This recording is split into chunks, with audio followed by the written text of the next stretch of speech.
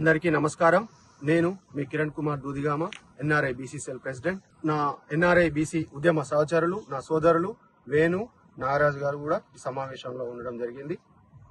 Subject విషయానికి వస్తే, మొన్న జరిగినటువంటి తెలంగాణ అసెంబ్లీ బడ్జెట్ సమావేశాల్లో నా బీసీల బడ్జెట్ పెంపుదల గురించి గాని, నా బీసీల సప్లాన్ గురించి గాని, నా బీసీల ఫీజు రియంబర్స్మెంట్ గురించి గాని, నా బీసీల రక్షణ చట్టం గురించి గాని, అలాగే నా బీసీల రిజర్వేషన్ల గురించి గాని కనీసం చర్చనే లేకపోవడం, ఇంకా నా బీసీలకు ఇంతటి ద్రోహం చేస్తున్నటువంటి ఈ ప్రభుత్వ, ఈ ప్రతిపక్షాల తీరుకు వ్యతిరేకంగా ఈ సమావేశాన్ని ఈరోజు నిర్వహించడం జరుగుతుంది. గత వారమే ఈ సమావేశాన్ని నిర్వహించాలని చెప్పేసి నిర్ణయం తీసుకోవడం జరిగింది. కొన్ని వ్యక్తిగత, ప్రత్యేక, అనివార్య కారణాల వలన ఈ సమావేశాన్ని ఈ రోజు నిర్వహించడం జరుగుతుంది. అసెంబ్లీ బడ్జెట్ సమావేశాలు నిర్వహించడం అనేది బడ్జెట్ పైన ఒక కన్స్ట్రక్టివ్ అండ్ డీటెయిల్డ్ డిస్కషన్ జరగడం, అంటే బడ్జెట్ పైన ఒక విశ్లేషణాత్మకమైనటువంటి చర్చ జరగడం కోసం అసెంబ్లీ బడ్జెట్ సమావేశాలు నిర్వహిస్తారు.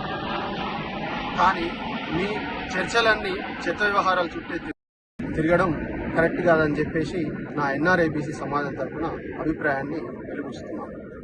అలాగే ఈ అసెంబ్లీ బడ్జెట్ సమావేశాలు జరిగినటువంటి తీరు చూస్తుంటే, ఈ అధికార ప్రతిపక్షాలు మేము మిమ్మల్ని గిల్లుతాం, మీరు మమ్మల్ని గిచ్చండి, మళ్ళీ తిరిగి మేము మిమ్మల్ని గిల్లుతాం, మీరు మమ్మల్ని గిచ్చండి. ఇక మిగతా 2-3 పార్టీల వ్యవహారం మీకు నేను కొత్తగా చెప్పాల్సిన అవసరం లేదు. మీరు గిల్లొద్దు, మేము గిచ్చొద్దు, మేమే గిల్లుకుంటాం, మేమే గిచ్చుకుంటాం. అంటే ఈ విచిత్రమైన తీరు చూస్తుంటే, ఎక్కడ కూడా మన బీసీల బడ్జెట్ పైన, మన బీసీల సప్లాన్ పైన ఎలాంటి చర్చ జరగకుండా డీవియేషన్ పాలిటిక్స్ చేసినట్టుగా నా ఎన్ఆర్ఐ బీసీ సమాజం అభిప్రాయపడుతుంది. అంటే ప్రజల యొక్క దృష్టిని మరల్చే ప్రయత్నం చేయడం జరిగిందని చెప్పేసి నా ఎన్ఆర్ఐ బీసీ సమాజం అభిప్రాయపడుతుంది. ఇది బీసీ సమాజానికి తీరని ద్రోహం అంటూ నా ఎన్ఆర్ఐ బీసీ సమాజం దీన్ని ప్రశ్నిస్తుంది. విచిత్రం ఏమిటంటే, అధికార పక్షము నా బీసీల బడ్జెట్ గురించి, నా బీసీ సప్లాన్ గురించి మాట్లాడదు. అలాగే ప్రతిపక్షము నా బీసీల బడ్జెట్ గురించి గాని, నా బీసీ సప్లాన్ గురించి గాని మాట్లాడదు. ఎందుకు ఇంతటి ద్రోహం, ఎందుకు ఇంత నిర్లక్ష్యం అని చెప్పేసి నా ఎన్ఆర్ఐ బీసీ సమాజం దీన్ని తీవ్రంగా ప్రశ్నిస్తుందని చెప్పేసి తెలియజేస్తూ, అలాగే ఈ బడ్జెట్ అసెంబ్లీ సమావేశాల్లో భాగంగా మార్చి 2026 రోజు శాసనసభలో ఆర్థిక మంత్రి గారు బడ్జెట్ ని ప్రవేశపెట్టడం జరిగింది. బడ్జెట్ అంకెలను చూస్తే 3,24,234 కోట్లు. ఈ బడ్జెట్ లో నా బీసీ శాఖకు కేటాయించబడినటువంటి బడ్జెట్ చూస్తే 12,511 కోట్లు. అంటే టోటల్ బడ్జెట్ లో అలకేట్ చేసినటువంటి బడ్జెట్ చూస్తే కేవలం 3.85 అంటే 3.85% మాత్రమే. బీసీ జనాభా ఉన్నది మాత్రం 60%, కేటాయించింది మాత్రం 3.8% మాత్రమే. ఈ బడ్జెట్ ఎవరి కోసం, నా బీసీలు ఎక్కడ అని చెప్పేసి నా ఎన్ఆర్ఐ బీసీ సమాజం తరఫున ప్రశ్నిస్తున్నాము. బీసీలను పట్టించుకోకుండా బడ్జెట్ తయారు చేస్తే అది సామాజిక న్యాయమా అని చెప్పేసి నా ఎన్ఆర్ఐ బీసీ సమాజం ప్రశ్నిస్తుంది.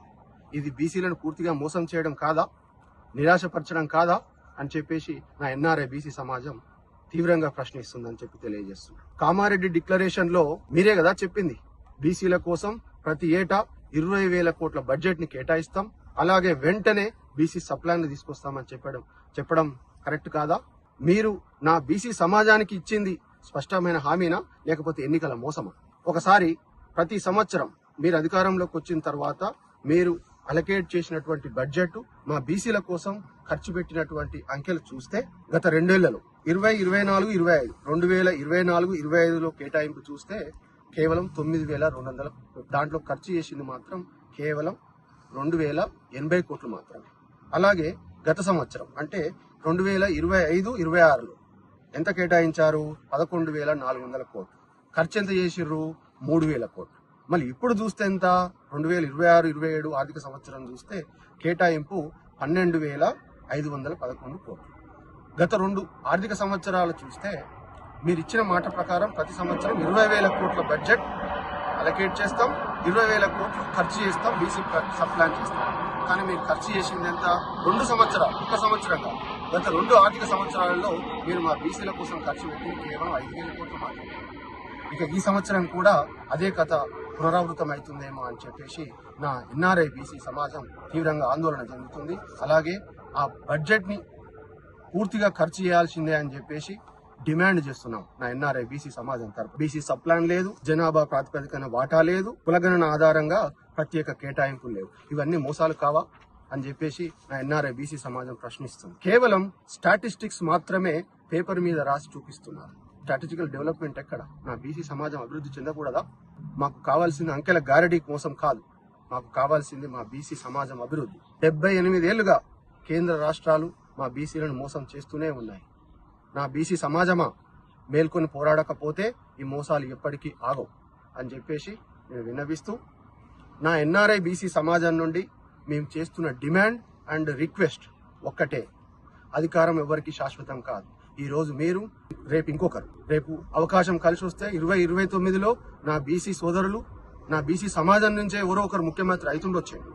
కానీ నేను మీకు సవినయంగా రిక్వెస్ట్ చేసేది అండ్ డిమాండ్ చేసేది ఇకనైనా చరిత్రాత్మకమైనటువంటి నిర్ణయాలు తీసుకుంటే చరిత్రలో నిలిచిపోతాం.